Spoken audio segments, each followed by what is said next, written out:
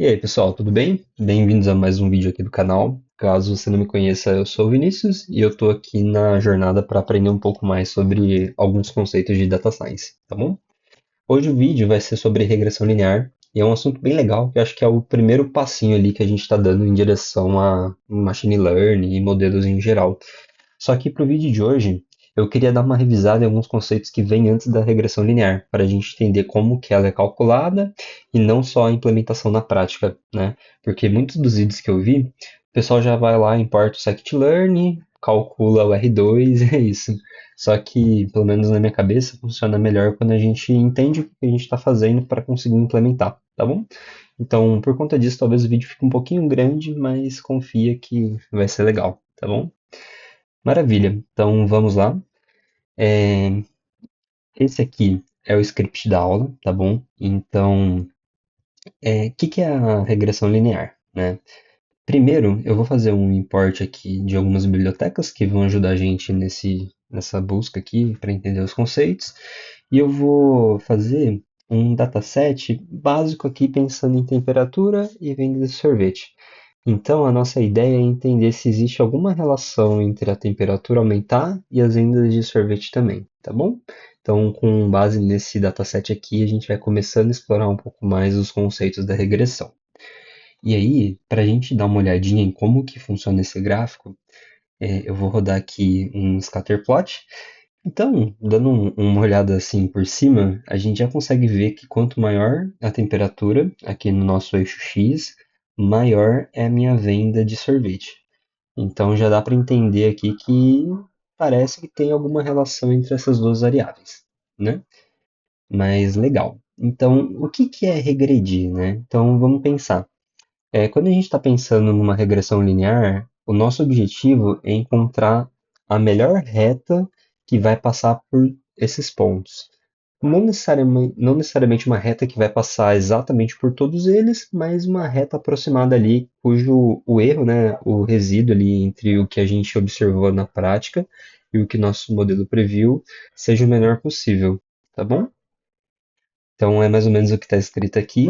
E se a gente for mais para a parte matemática, lá no ensino médio, a gente vê que a equação da reta, ela segue aquela formulinha do y é igual a mx mais b. E aqui no nosso contexto de regressão linear, a gente só vai mudar um pouquinho aqui e a gente vai chamar de y é igual a beta, beta zero aqui, mais o beta um vezes x, mais um errinho aqui que o nosso modelo não consegue explicar. Em outras palavras, o nosso y, que é o que a gente quer prever, a gente também pode chamar de variável dependente. Então, ela vai depender de alguma outra variável para a gente conseguir prever esse valor. O x vai ser a nossa variável independente. Então, se eu tenho, por exemplo, aqui a temperatura, eu vou querer prever o nosso y, que no caso vai ser as vendas de sorvete, tá bom? E aqui tem um outro exemplo com preços de casa. O beta zero vai ser o nosso intercepto, tá bom? Então, quando o x for zero, o intercepto que vai dizer aqui pra gente quanto que vai ser o nosso y. E aqui, né, o nosso beta um vai ser o coeficiente angular, que vai basicamente dizer pra gente qual que é a inclinação da reta. E aqui no contexto de regressão linear, vocês vão ver ele sendo chamado de slope também, tá bom? Mas é isso, né? Então, quanto maior x, maior vai ser o nosso y. Essa é a ideia. E o epsilon aqui, né, esse ezinho, ele vai ser basicamente o erro que o nosso modelo ele vai estar ocorrendo, né? Então, quando eu não conseguir explicar com o modelo, vai ter um errinho e é nesse erro que a gente vai capturar ele. E aqui a gente tem um exemplo bem básico de como que funciona, né?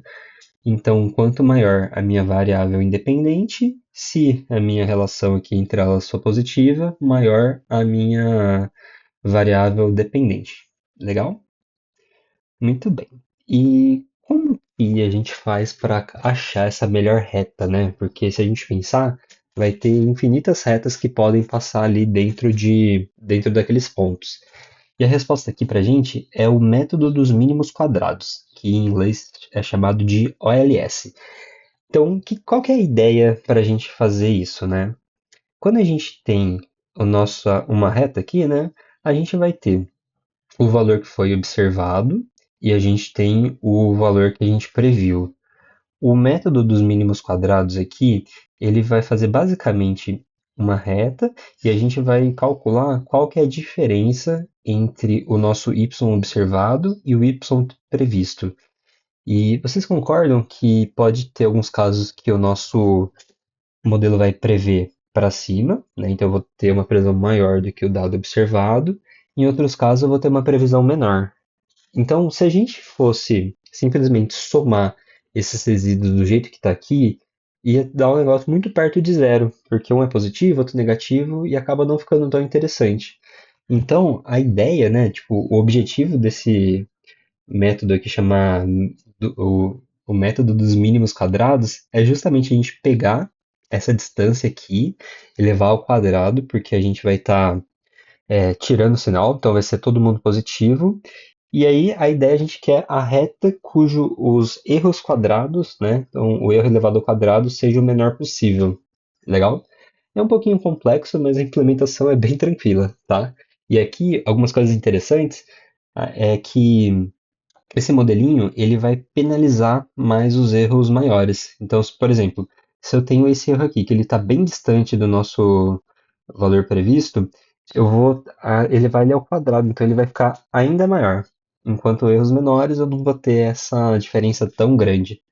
Legal? Então, uma vez que a gente encontra a nossa reta, ele vai fazer aqui o cálculo para entender qual que é o menor erro possível, tá bom? Muito bom. Então, legal. Agora vamos colocar a mão na massa mesmo e começar a entender como que a gente calcula isso. Uma fórmula bem legal aqui para a gente começar é usando essa biblioteca aqui do Stats Model e a gente vai importar a função OLS, né, que é o nosso método aqui dos mínimos quadrados, tá bom? E como que funciona? A gente vai chamar aqui modelo 1, modelo 0 aqui, tanto faz, e eu vou dizer que a minha venda de sorvete, ela vai depender da temperatura. É um pouquinho diferente, mas confia que dá certo. A gente passa os nossos dados aqui no parâmetro data e eu coloco um ponto fit para ele treinar. Então, assim que eu rodar isso aqui, ele já vai achar para a gente aquela reta cujos erros são os menores possíveis. Legal, né? E se eu coloco aqui o modelo zero ponto params, ele já vai trazer para a gente exatamente como que é a nossa reta ali que minimiza os erros. Então, a gente tem que a venda de sorvete ela vai ser igual a menos 360,9, que é o nosso intercepto, mais 27,9 aqui aproximando, vezes a temperatura, né? Então, para cada 1 grau a mais que a gente tem na temperatura, eu tenho basicamente aqui mais 27,9 de venda. E uma coisa muito legal aqui do Status Model é que ele dá para gente um sumário que ajuda bastante para a gente entender aqui como que ele calculou esse nosso modelo, né? Então aqui a nossa variável dependente vai ser a venda de sorvete, o método aqui que ele usou, né, para calcular o modelo é o LS, com o mínimo dos quadrados, e aqui eu queria focar com a gente nesse R squared aqui, que é basicamente o R2 que a gente já vai dar uma olhadinha, que ele diz basicamente o quanto da nossa variável dependente está sendo explicada pelo nosso modelo, ou no caso aqui pela variável dependente. Legal? A gente tem o R quadrado ajustado. No caso, aqui, esse R quadrado ajustado ele vai ser menor quando a gente tiver mais variáveis. Então ele vai penalizando ali para conseguir explicar melhor. A gente tem a estatística F, que eu já vou chegar também, o nosso p-valor também. Então confia que a gente já vai passar por esses caras, tá? Mas resumindo aqui, ó, o modelo que ele achou consegue explicar praticamente 99,7% das nossas vendas de sorvete. Então é um modelinho muito bom. E aqui, ó, eu vou rodar esse comando só para a gente dar uma olhadinha em como que ficaria essa reta então. Então eu estou usando aqui o Plot Express no módulo com a funçãozinha scatter, né, que ele vai fazer um scatter plot. E aqui eu vou colocar que eu quero esse trendline igual a OLS, que é exatamente essa reta que a gente está calculando, tá bom? Então, ó, se a gente der uma olhada aqui, eu posso ver, eu vou aproximar um pouquinho, ó, essa parte aqui. Então, ó, aqui no primeiro caso eu previ que a minha venda ia ser vai perto de 200 e ela foi 210, mais ou menos. Na segunda, eu quase acertei. Aqui na temperatura 24, faltou um pouquinho também. Então é sempre essa ideia da gente conseguir encontrar o menor erro possível, tá bom? Legal. E aí vocês devem estar se perguntando, né? E como que eu sei se essa reta que eu encontrei é boa, né? Então ali o status model ele já dá um spoiler para a gente, mas se a gente quiser calcular na mão aqui como que a gente faz para achar o R2, a gente pode fazer basicamente uma formulinha, mas antes de chegar nela, eu vou explicar um pouquinho mais sobre ele, tá? O R quadrado, ele basicamente varia de 0 a 1, ou no caso aqui, de 0 a -1, né? Então a gente pode ter uma correlação forte. Então, quanto mais eu tenho a nossa variável dependente aumentando, mais varia a nossa variável independente, e eu posso ter uma correlação negativa aqui. Então, quanto maior a minha variável x, menor vai ser a y, por exemplo, tá? Então, como que a gente interpreta ele? Quanto o R2 de 0,75, ele quer dizer então que 75% da variação das nossas vendas de sorvete vão ser explicadas pela nossa variável de temperatura, tá bom? Aí aqui alguns avisos, né? Um R2 ele não, tipo, não significa necessariamente que o modelo é bom, então pode ter alguma, algum, alguma coisa que a gente não está prevendo aqui, que a gente não tem ciência, que pode estar impactando o nosso modelo. E é isso, né? E um ponto importante é que correlação não implica em causalidade, ou seja, vamos imaginar que, um exemplo bem clássico, tá, gente? Então eu tenho vendas de sorvete e eu tenho ataques de tubarão. Então, se a gente olhar eles num gráfico, a gente vai ver que quanto mais vendas de sorvete eu tenho, mais ataques de tubarão eu vou ter. Então, a gente poderia concluir errada, tipo, de uma forma bem errada, né, que quanto mais sorvete que eu vendo, mais ataques de tubarão que eu vou ter. Mas tudo isso acontece porque eu tenho uma terceira variável que a gente desconhece nesse contexto, que está impactando as duas, que no caso seria a temperatura, né? Então, quanto mais alta a temperatura, mais as pessoas compram sorvete, e também mais pessoas vão à praia e acabam sendo atacadas por tubarão, tá bom? Então, sempre é importante a gente manter isso em mente. Então, correlação não implica em causalidade, beleza? Muito bom. Então vamos entender aqui como que a gente calcula o R2. E a primeira coisa que a gente pode fazer é pegar aqui o nosso y observado e o nosso y previsto, né, que o nosso modelo previu.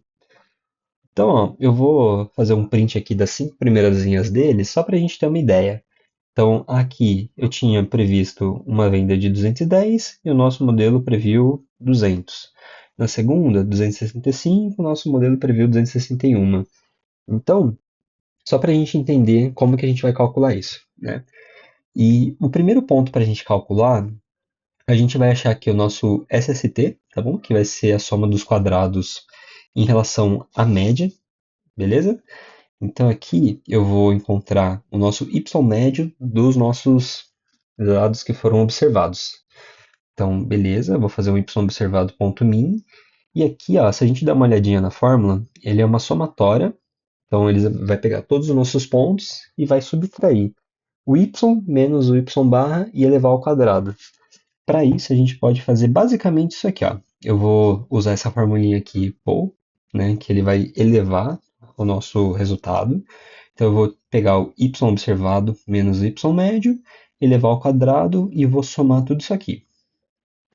Legal, então achei aqui 15.000, não, 159.010, basicamente. Beleza, vamos pegar esse cara e guardar.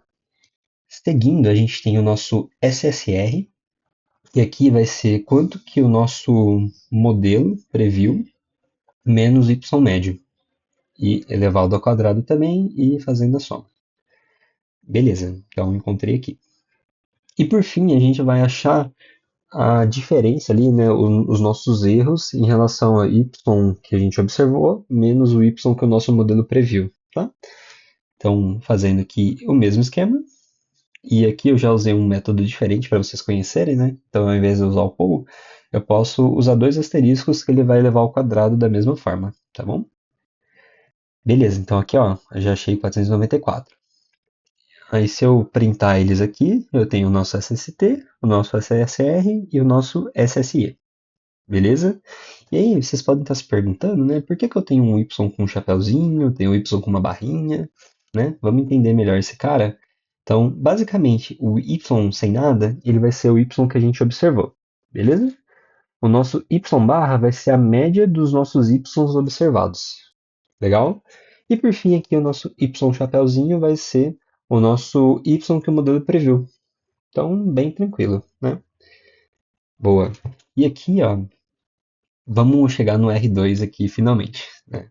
Então, o R2 a gente tem que vai ser o SSR dividido pelo SST, ou então aqui, né, 1 menos SSE dividido pelo SST, certo? Então, eu vou usar essa segunda formulinha aqui, né?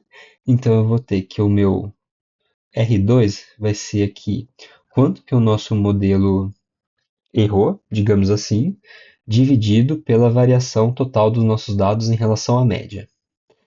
Então, aqui, ó, se eu rodar, eu vou encontrar 99,69, né? Então, lá em cima, né, o summary tinha dado que o nosso R2 é 99,7. Então, aqui ele está bem pertinho do que a gente encontrou, né? Então, caso vocês em algum momento ficaram com dúvida como calcula esse R2, é desse jeito aqui, tá bom? E uma fórmula mais fácil de você encontrarem isso seria importando aqui o R2 score, que vai ser basicamente a mesma coisa. Legal. Agora vamos dar uma olhadinha então como que a gente entende se o R2, né, se o modelo que a gente encontrou, ele é realmente válido ou se por algum motivo ele está conseguindo prever meio que por sorte, sabe? Para isso, a gente vai usar a estatística F. E aqui a fórmula vai ser o SSR dividido por P menos 1, e tudo isso dividido pelo SSE dividido por N menos P, tá? O P, ele vai ser o nosso número de parâmetros. Então, lembra que a gente tem o intercepto lá e também a variável dependente, que é o x? Então, o nosso número de parâmetros aqui vai ser 2 e a gente tem o n, que vai ser basicamente o número de observações que a gente tem no nosso DF, tá bom? Então, essa formulinha aqui vai ficar desse jeito, ó. Então, a gente já tem o SSR calculado e o SSE também, beleza? Então, se eu rodar aqui, eu tenho que o nosso F aqui ele vai ser 2565 aproximadamente. E legal, então o que eu faço agora? A gente tem o conceito dos graus de liberdade para conseguir entender se o nosso modelo ele vai ser bom ou não. O primeiro que a gente tem vai ser aqui o grau de liberdade da regressão, né, do numerador. Então, ele vai ser p menos 1.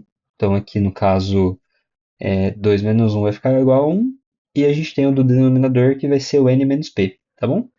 Se a gente der uma olhada aqui, eu vou encontrar 1 e 8, legal. E agora a gente precisa olhar lá na tabela F quanto que corresponde esse valor. Então eu posso vir aqui, eu deixei uma colinha para a gente, e aqui ó, a gente vai pegar o primeiro, que no caso é 1, e ir até o 8, tá? Então a gente tem aqui que com 1% de probabilidade, a nossa estatística aqui vai ficar em 11,26 mais ou menos. Voltando para a nossa aula. E aqui a gente faz basicamente uma comparação. Se o nosso F deu maior do que esse valor, quer dizer que a gente está com um modelo válido e que ele está conseguindo realmente prever alguma coisa, tá bom? Se fosse menor, aí a gente não ia conseguir. Uma outra forma de fazer isso um pouquinho mais fácil é a gente calculando o p-valor. E aqui, ó, a gente ainda não falou de teste de hipótese no canal, mas a ideia é simples, tá? Na primeira, a gente tem a hipótese nula, que basicamente vai ser que não existe nenhuma relação linear entre x e y, e a gente tem a hipótese alternativa que há de fato uma relação, tá bom? E agora, para a gente calcular o nosso p-valor, vai ser bem tranquilo. Eu vou importar aqui o f do SciPy Stats e eu vou passar para ele o f que a gente calculou, o dfn1, que é aquele df do numerador, e o dfd do denominador. Legal? E agora, se a gente rodar, a gente vai encontrar um p-valor muito pequeno. Então, seria aqui, né, 2 elevado a 10 a menos 11. Então, vai dar mais ou menos isso aqui. E aí, a regrinha que a gente tem para o p-valor, se ele for menor do que 0,05, a gente tem um modelo válido, que é exatamente o que a gente está vendo aqui, tá bom? E aí, lembra que lá no nosso sumário ele já tinha dado a estatística F e aqui esse prob F das estatísticas é o nosso p-valor. Então aqui a gente já teria que o nosso modelo ele é realmente válido. Legal, né? Muito bom. E aí, vamos só dar uma olhadinha em algumas informações do modelo linear. Então aqui a gente espera que exista de fato uma relação entre x e y, né? Para a gente conseguir ver o gráfico sendo formado. Legal? Os erros, eles devem acontecer de uma forma meio que aleatória, sabe? Eu não posso ter os erros concentrados em algum lugar. Legal?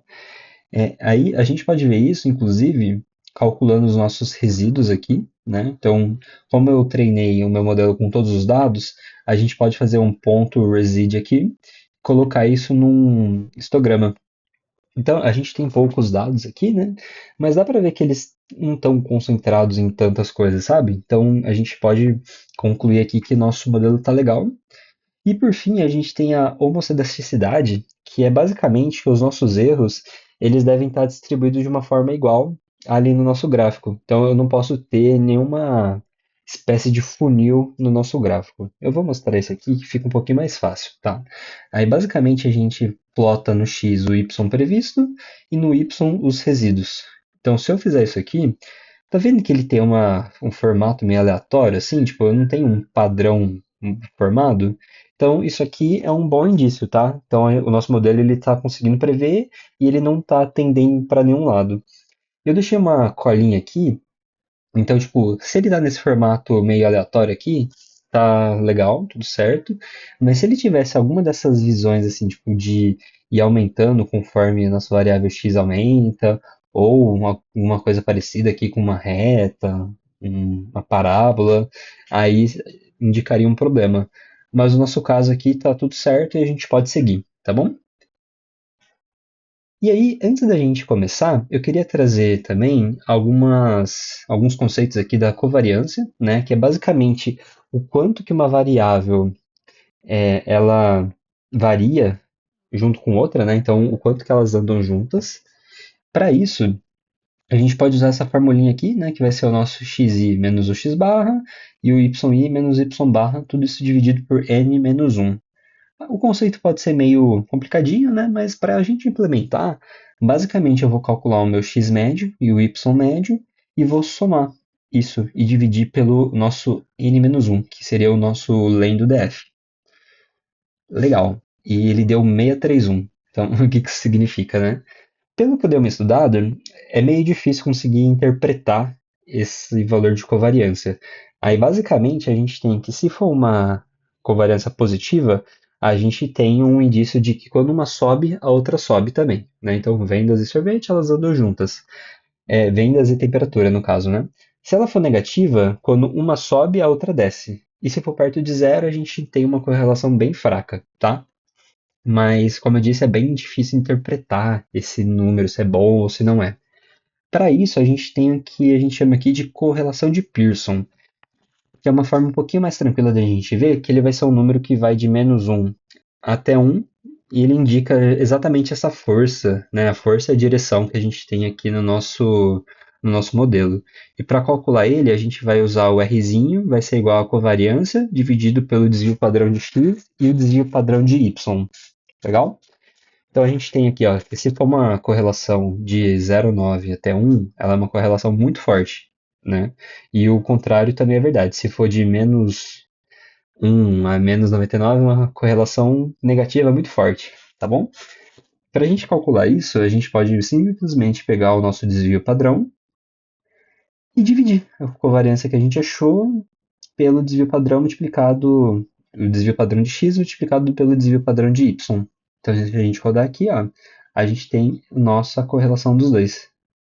E uma forma mais fácil de a gente calcular isso também seria a gente rodar o def.core e ele já vai calcular exatamente o que a gente precisa aqui, tá bom? Beleza. E agora vamos entrar um pouquinho sobre as métricas de avaliação de sucesso do nosso modelo. Uma que a gente pode usar é o que é chamado aqui de MAI, ele é o erro médio absoluto. Então a gente vai pegar a diferença de todos os pontos dos dados que a gente observou e subtrair aqui do quanto que o nosso modelo previu.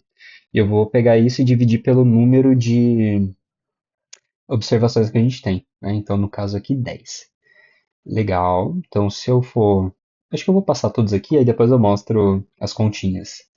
Eu tenho o MSE, que aqui ele vai ser a diferença em quadrado, tá? Ao invés de ser absoluto, aqui é o quadrado. Então, a gente vai ter um número bem grande. E às vezes acaba ficando um pouquinho difícil da gente interpretar ele. E uma fórmula mais simples para a gente usar aqui o MSE é o RMSE, que ele é a raiz quadrada do MSE. E aqui é legal que ele vai dar, o resultado dele vai ser na mesma unidade que a gente tem nos nossos dados. Então, só para a gente dar uma olhadinha, eu já tenho o meu y observado, eu já tenho o y previsto e eu tenho n. Legal? Então, para calcular aqui o nosso MAE, eu vou fazer aquela continha. Então, eu vou somar o módulo aqui do y observado menos o y previsto, dividir por n. Aqui no MSE a ideia é bem parecida, só que ao invés do módulo eu vou estar elevando ele ao quadrado. E o RMSE eu vou fazer aqui a raiz quadrada do MSE, tá bom? Então se eu rodar aqui, eu vou ter que, na média, o meu modelo está errando ali 5,8, legal. E o meu RMSE, então, já levando em conta aquela penalidade maior para erros muito distantes da média, a gente tem 7. O que isso quer dizer, né? O nosso modelo ele está errando mais ou menos ali na média 7 vendas para cima ou para baixo. Legal? Assim que a gente interpreta. E uma forma mais fácil da gente achar esses caras aqui é usando aqui do scikit-learn.metrics o mean absolute error e o mean squared error, né, que é exatamente o que a gente calculou aqui, tá bom?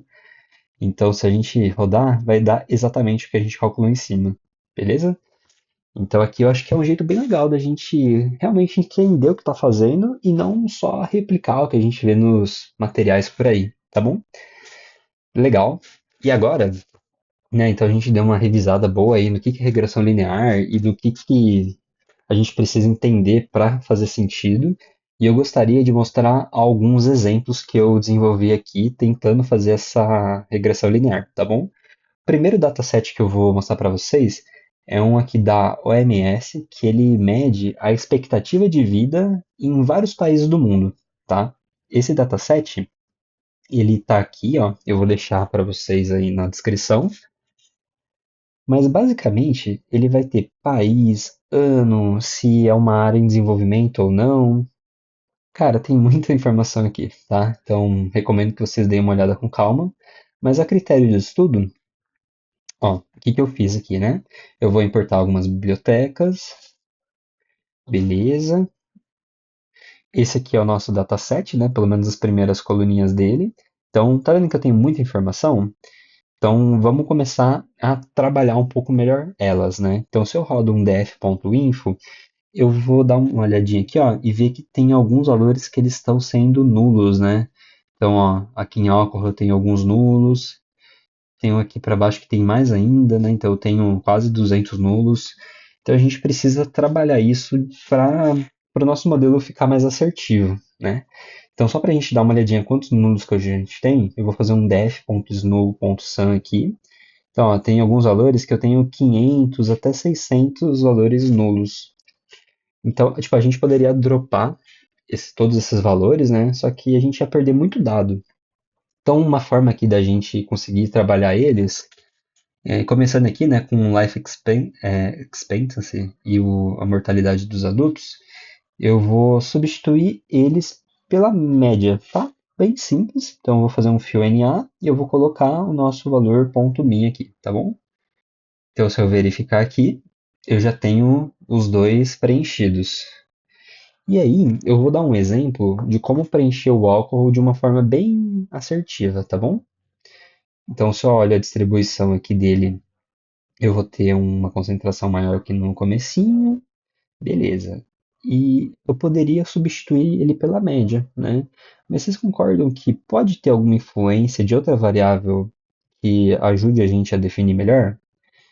E aí, se eu uso aqui a correlação e eu busco aqui na linha do álcool, eu vou encontrar que ele tem uma correlação mediana até quase forte aqui com o schooling. Então, quanto mais o schooling aumenta, mais o álcool aumenta.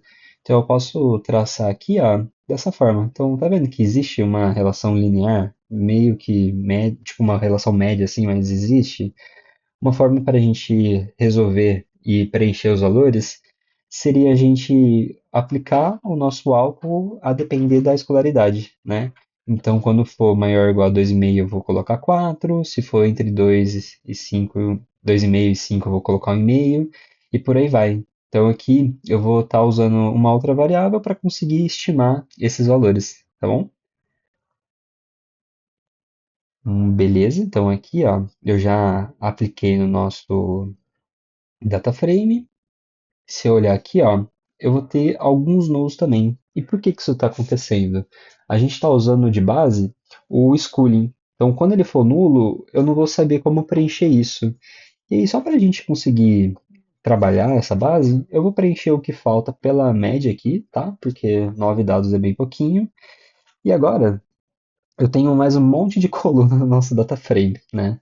E eu não vou fazer esse ajuste aqui que a gente fez para o álcool com todas, porque vai dar bastante trabalho e o nosso foco aqui é mais focado na regressão. Então eu vou substituir todos os valores faltantes pela média, tá bom? E agora é legal, eu tenho todos os nossos dados aqui sendo preenchidos. E agora para trabalhar com a regressão linear, eu vou selecionar aqui só os dados numéricos, tá bom? Eu vou dar uma olhadinha aqui, ó, no nosso heatmap da correlação para identificar, né, quais são os pontos que impactam mais aqui na nossa qualidade de vida, né? Então a gente vê aqui, ó, indo aqui na linha do expectancy, sei lá, ó, a gente tem o álcool impactando bastante, tem esse percentage of expenditure que impacta bastante, e alguns outros aqui que vão impactando um pouquinho menos, né? Mas beleza, como que eu vou fazer para treinar o nosso modelo? E aqui eu já estou usando o scikit-learn, que eu acho que é o que o pessoal mais usa na prática, né? Então, o Stats Model ele é muito bom para a gente achar ali os parâmetros mais estatísticos, mas o scikit-learn na prática é o que a gente vai usar ali para fazer os nossos modelos, tá bom? E ele tem aqui muitas funçõezinhas bem legais para a gente trabalhar. Então, ó, quando a gente está pensando num modelinho aqui, né, seja de regressão linear ou de algum outro, é muito comum que a gente separe o nosso data frame em dados de teste e dados de treino. E é exatamente o que a gente está fazendo aqui, né?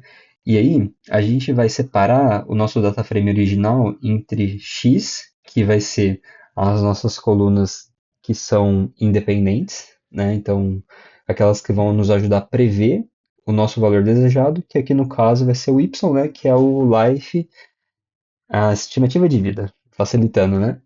E agora, para a gente dividir os nossos dados de treino e teste, eu vou chamar essa função train test split. Então aqui ela vai retornar para a gente quatro coisas. Então, o x de treino, o x de teste, o y de treino e o y de teste. Legal? Eu passo aqui o x e o y que a gente definiu ali em cima. Eu falo quanto que vai ser o nosso teste size, né? Então, esse ponto 3 ele vai querer dizer que eu vou ter 70% dos nossos dados ajudando a gente a treinar o modelo e 30% para a gente avaliar o resultado dele. E esse random state é basicamente uma semente aleatória que a gente coloca aqui no código para conseguir reproduzir ele. Porque se eu não passasse isso, cada vez que eu rodasse, ele ia trazer um valor diferente. Então, colocando isso daqui, a gente garante que ele vai estar sempre o mesmo, tá? Seja no meu computador, seja no de vocês e por aí vai. Legal?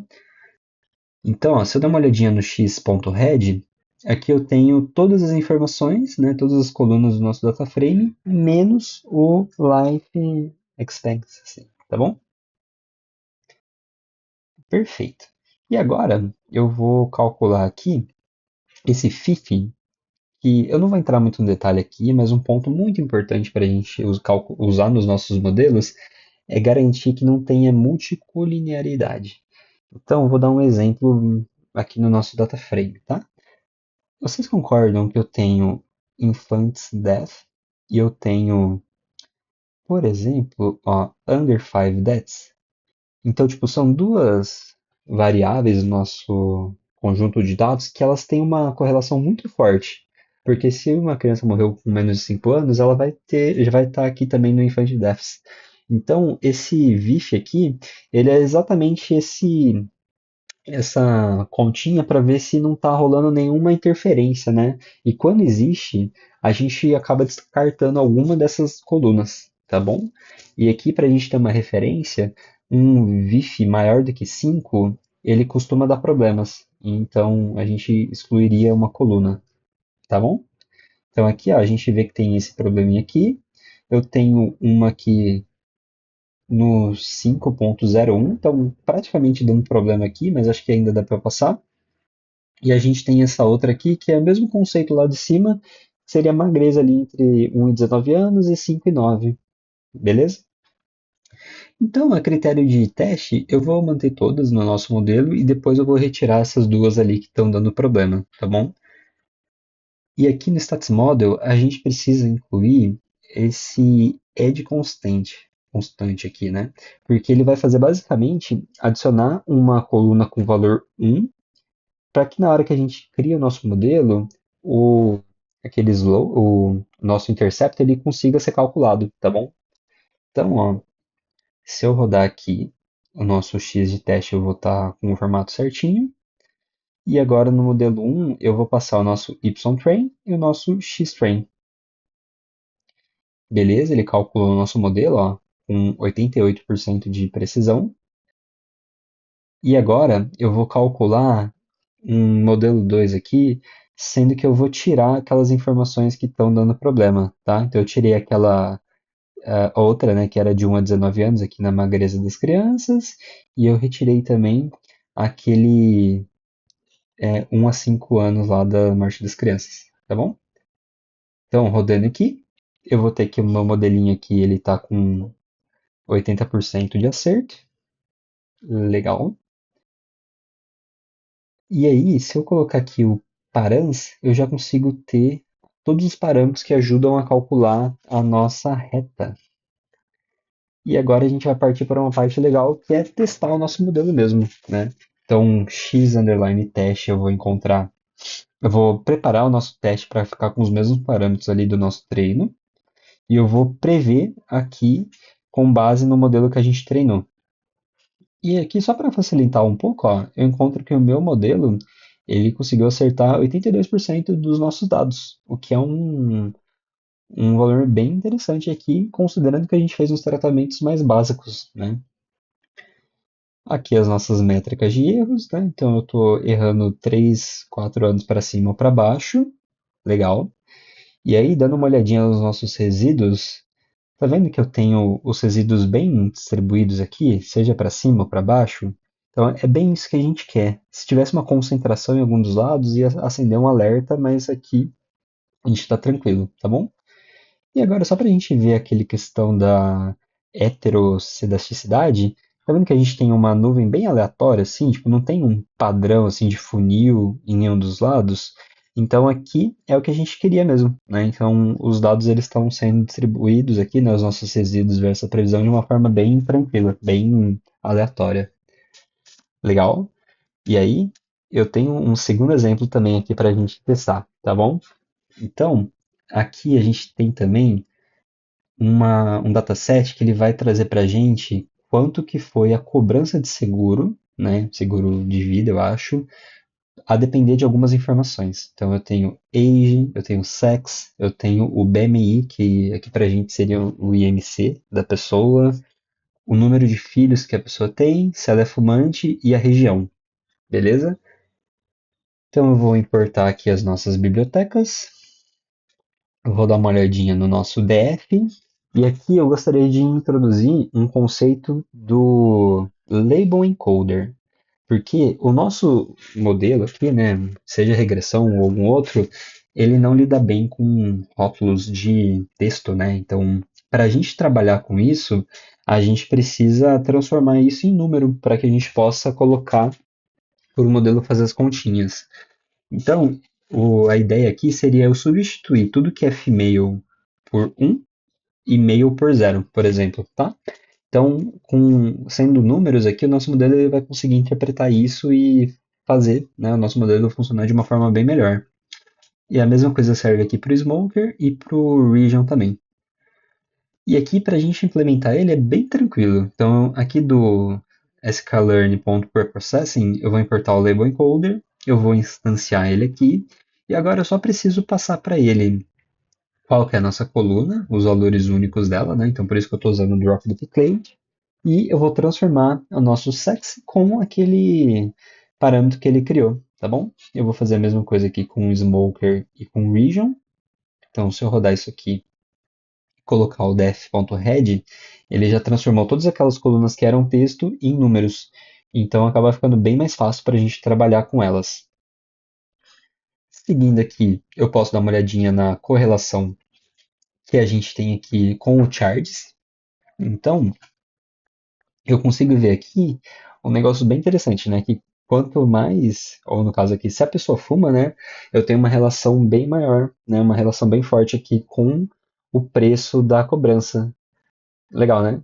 E aqui eu achava, né, quando eu estava lendo esse dataset, que o IMC ia ter uma correlação mais forte, né? Então, pessoas que têm um peso maior, né, sei lá, por ter a saúde um pouquinho mais frágil, sei lá, poderiam ter mais problemas, mas aqui o Smoker é bem mais forte, tá bom? E aí, só para a gente ver o nosso pair plot, né? Então ele vai pegar todas as nossas variáveis e vai distribuir aqui. Dando uma olhadinha, eu não consigo encontrar nenhum padrão tão forte, tá? Mas a gente pode fazer um heatmap para ficar um pouquinho mais visual, né? Então, ó, o Smoker ele tá bem forte aqui, né? Com coloração bem chamativa, e os outros eles não têm uma correlação tão forte assim.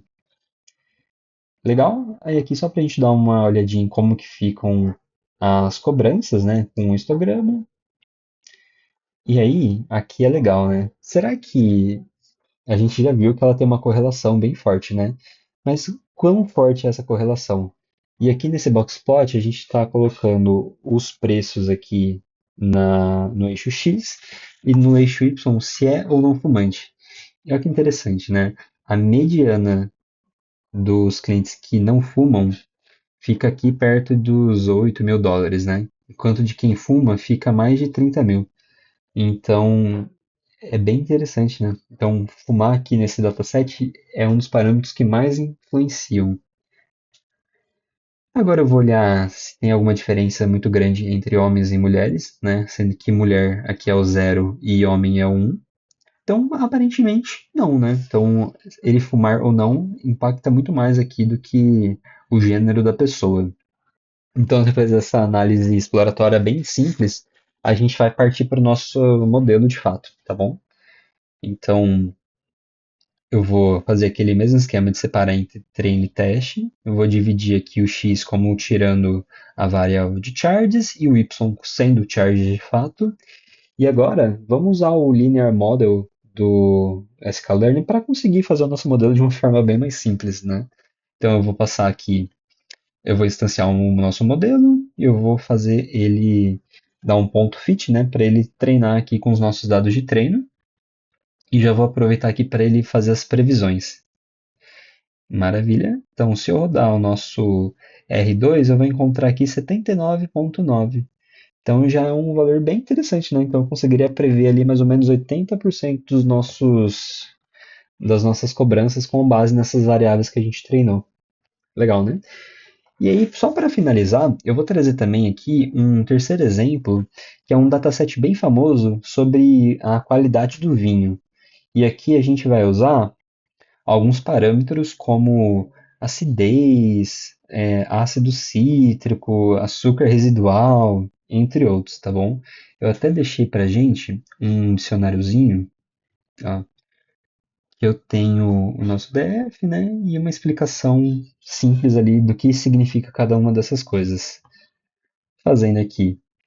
Em def.info eu vejo que não tem nenhum nulo, que é muito bom para o nosso exemplo aqui. E calculando a correlação, a gente vê que a correlação mais forte que eu tenho aqui é o álcool. Então, será que ela influencia alguma coisa?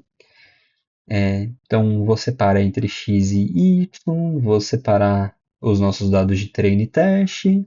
Aqui eu vou usar o Linear Model de novo, vou calcular as nossas previsões. E aqui, se eu calculo o nosso R2, está vendo que ele dá um valor muito baixo? E aqui eu acredito que esse conjunto de dados ele não tem uma relação linear tão forte assim. Então, eu acho que vai ser interessante a gente fazer o uso de algum outro modelo, né? Então, para a próxima semana, eu vou estar estudando um pouquinho mais sobre regressão logística e alguns modelos aqui que não sejam lineares, para entender se a gente consegue um resultado melhor, tá bom? E eu acho que é isso, tá, gente? Queria agradecer vocês pela por acompanhar o vídeo, né? Acho que ficou um pouquinho grande, mas eu tentei passar então a teoria e um pouco na prática como que a gente faz para calcular a regressão linear, tá bom? Se ficou confuso ou alguma coisa assim, vocês avisam no comentário aí que eu tento dar uma melhorada, mas é isso, tá, gente? Obrigadão e até a próxima.